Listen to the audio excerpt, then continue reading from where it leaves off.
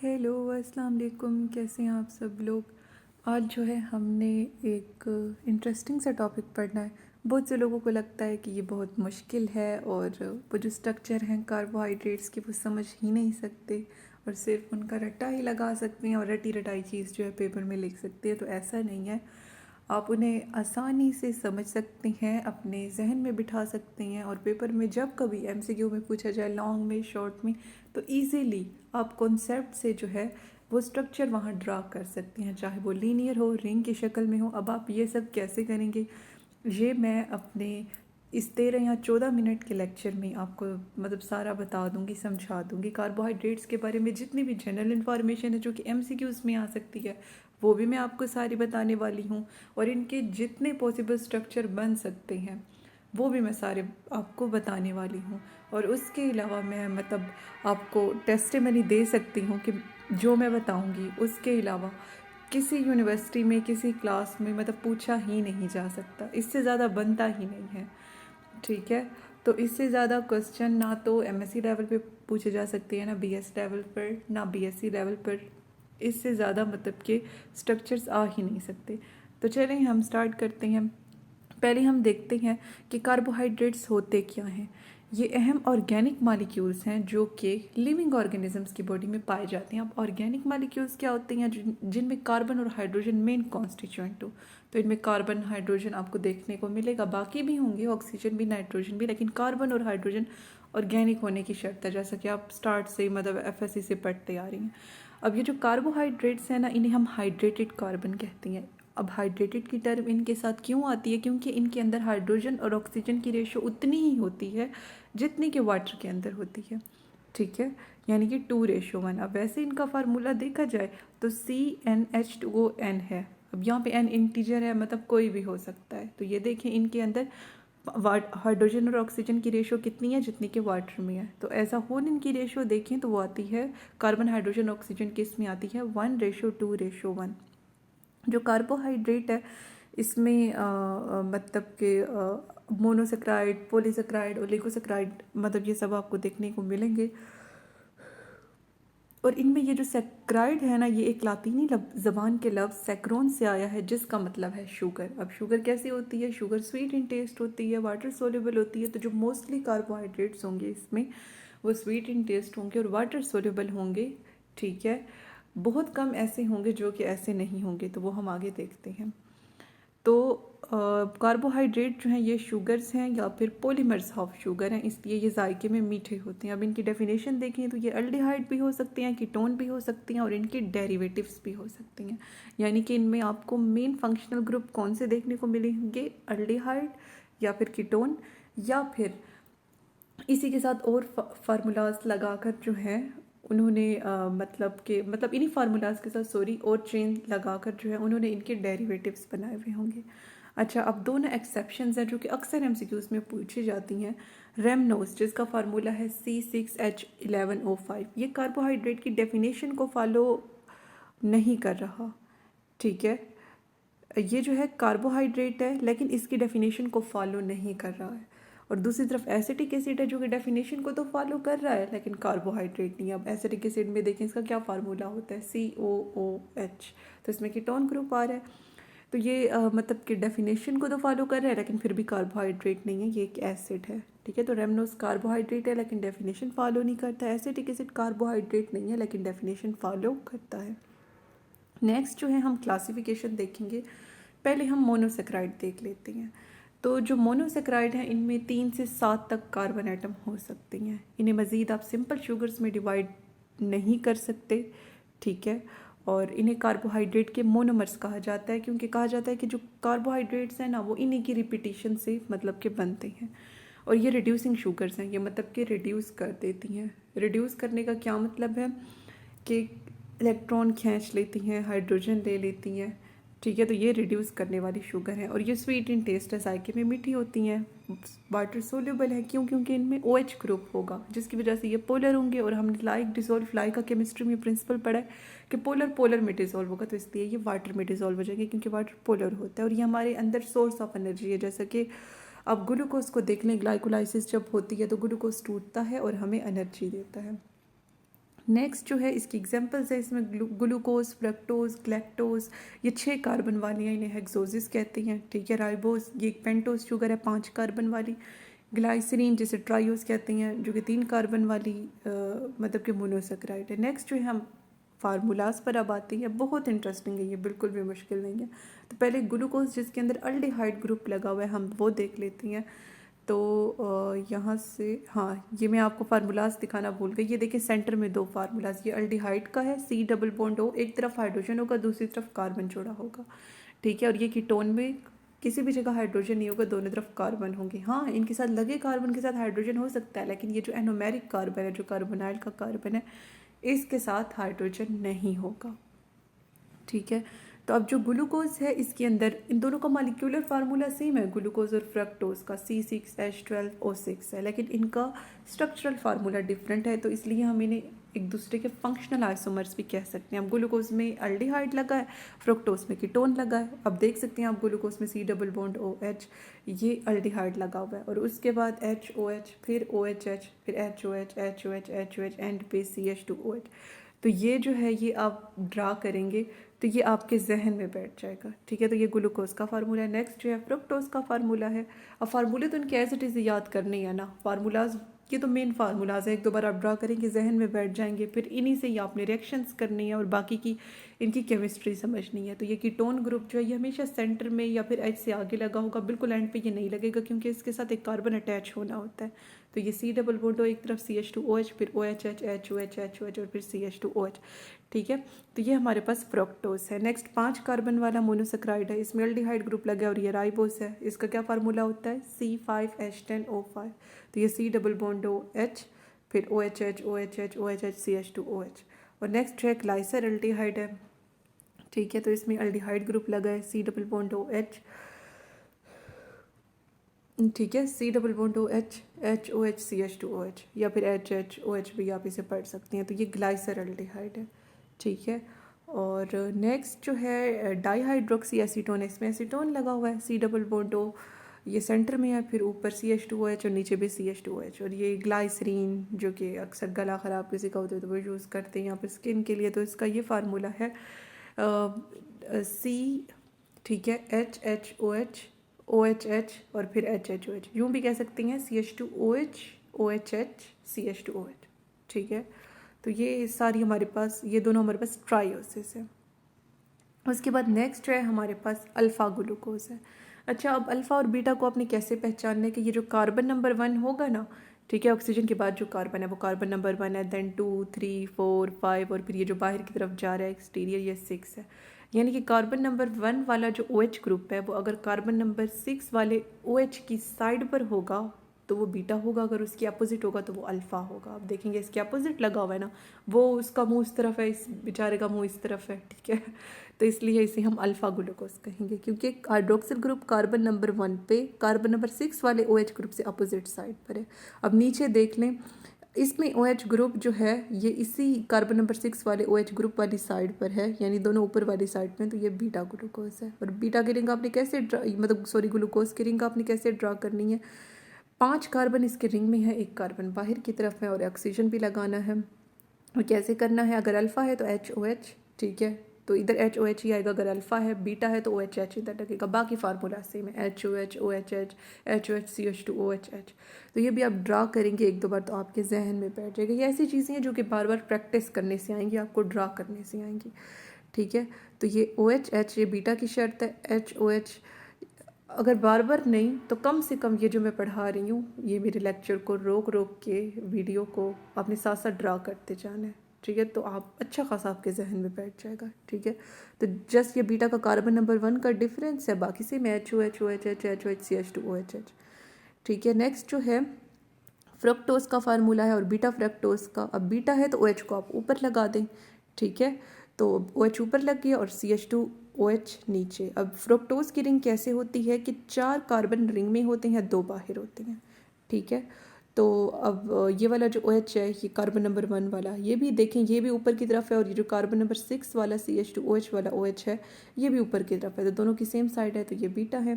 तो इसका क्या फार्मूला होगा, बीटा है तो OH, CH2OH, OHH, HOH, CH2OHH, तो ये बीटा फ्रक्टोज है। नेक्स्ट जो है बीटा ग्लैक्टोज का फार्मूला आपने देखना है।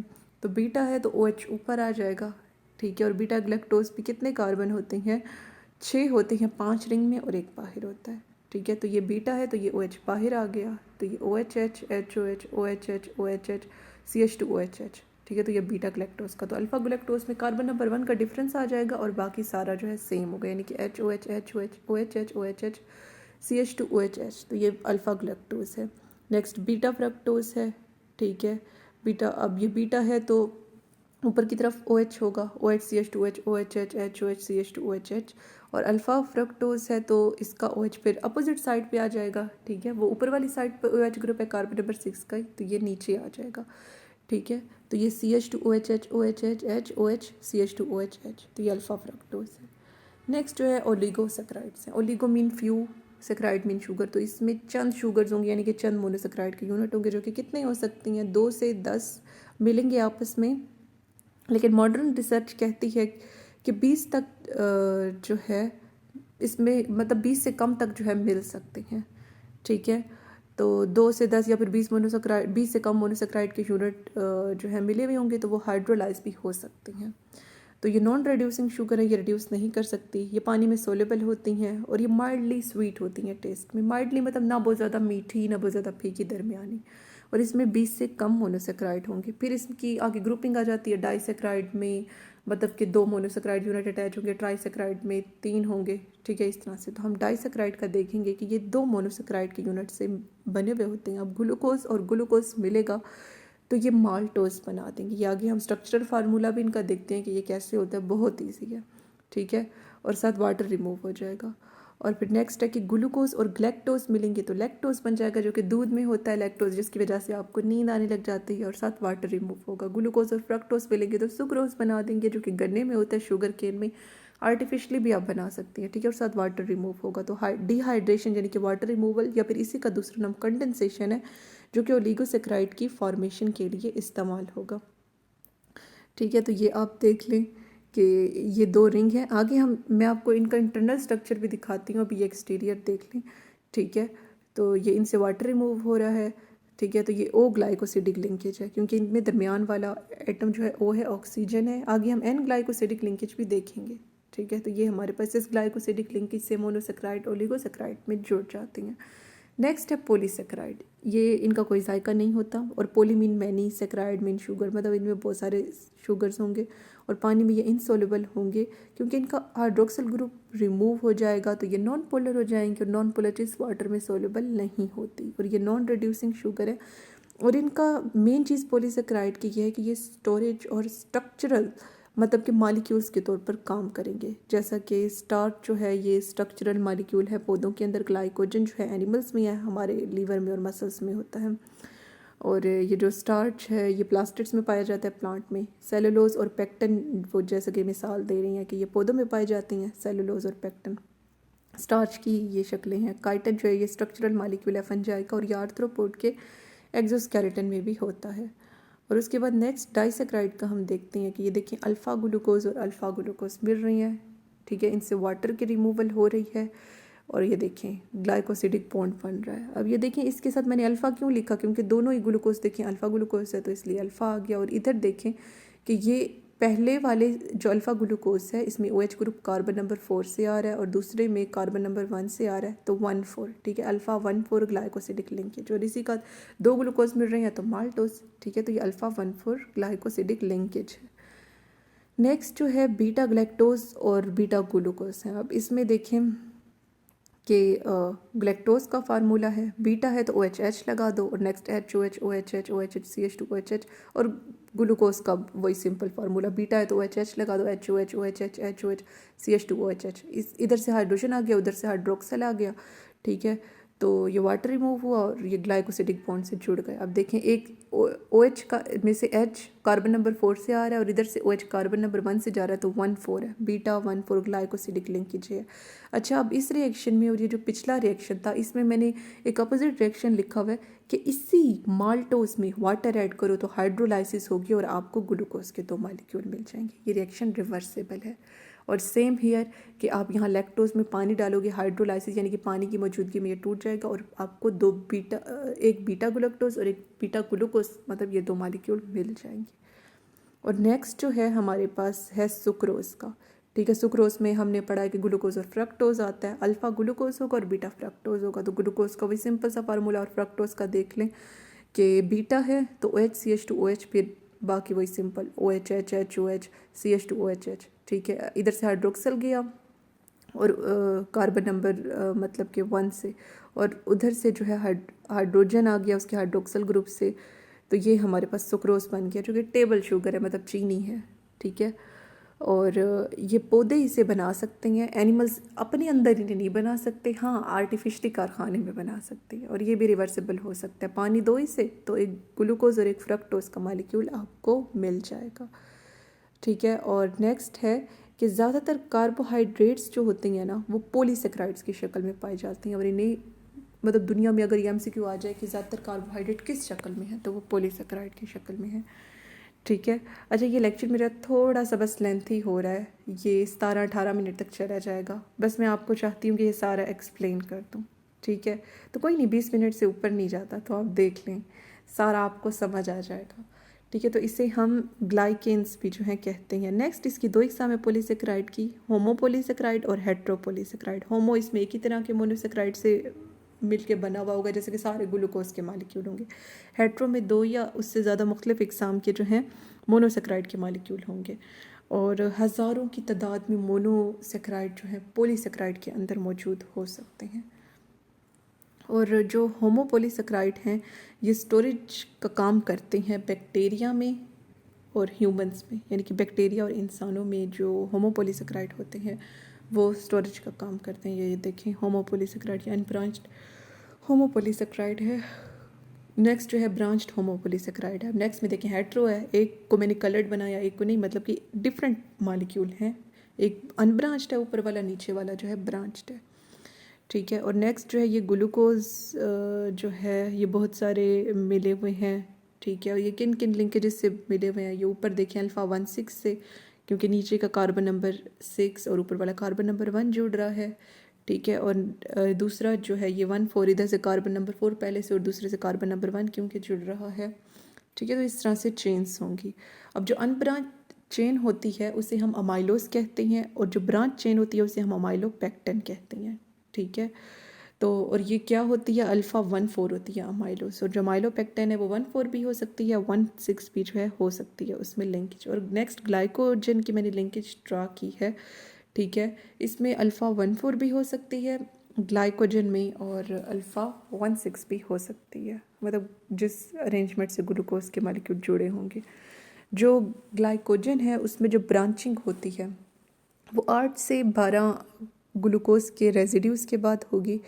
ठीक है, और जो स्टार्च है ठीक है उसमें 24 से 30 के बाद होगी ग्लूकोज के रेसिड्यूज, मतलब इतने ग्लूकोज के मॉलिक्यूल के बाद ब्रांचिंग स्टार्ट होगी। यहाँ पे तो मतलब जगह कम है, इतना ही हम बना सकते हैं, तो आप समझ जाएं कि ग्लाइकोजन में 8 से 12 के बाद ब्रांचिंग स्टार्ट होगी और स्टार्ट में 24 से 30 ग्लूकोज के रेसिड्यूज यानी कि मॉलिक्यूल के बाद। नेक्स्ट है डेक्स्ट्रिन, जो कि एक अहम स्ट्रक्चरल कंपोनेंट है बैक्टीरिया और यीस्ट का। अब ये MCQ आ जाए कि वो कौन सा कार्बोहाइड्रेट है जो कि बैक्टीरिया और यीस्ट यानी कि पेंचाई में पाया जाता है, तो वो डेक्स्ट्रिन है। और इसमें 1 3 और 1 6 लिंकेज हो सकती है, और 1 2 और 1 4 भी हो सकती है। ठीक है, तो ये देख लें ये 1 3 1 6 मेन होती है जो कि मैंने दिखाई हुई है। ठीक है, ये सीढ़ियों की तरह स्टेप लाइक एक चेन आ रही है, फिर दूसरी भी सीढ़ियों की तरह, और ये दोनों आपस में जुड़ रही हैं। नेक्स्ट जो है सेलुलोज है। सेलुलोज में ब्रांचिंग नहीं होती, लीनियर स्ट्रक्चर होते हैं, लेकिन ये लीनियर स्ट्रक्चर हाइड्रोजन बॉन्ड से जुड़े हुए होते हैं, और ये स्ट्रक्चरल कंपोनेंट है, मतलब सेल वाल में पौधों की पाया जाता है, तो स्ट्रक्चर ही बना रहना ये सेलुलोज।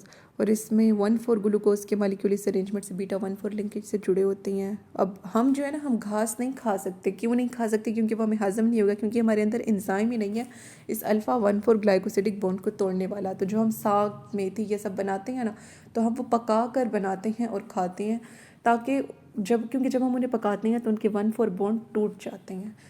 सैलेड को हम ऐसे क्यों खा लेते हैं, इसलिए खा लेते हैं क्योंकि उसके अंदर वो जो 1 4 बॉन्ड होता है वो काफ़ी वीक होता है। ठीक है, और नेक्स्ट जो है हमने एक छोटी सी एक्सरसाइज करनी है, चलिए ये हम नेक्स्ट लेक्चर में करेंगे। ठीक है। कार्बोहाइड्रेट के ये 2 लेक्चर अगर आप सुन लेते हैं ना तो मतलब सारा आपको समझ आ गया। दूसरा छोटा सा होगा, बहुत छोटा सा होगा, तो चलिए मिलते हैं नेक्स्ट लेक्चर में। तब तक के लिए अल्लाह हाफिज़। हाँ, कार्बोहाइड्रेट्स आपको सारे क्लियर हो गए हैं। ये जस्ट वैसे एक एक्सरसाइज है ज़्यादा मतलब अच्छा करने के लिए आपकी ग्रिप को कार्बोहाइड्रेट्स के ऊपर।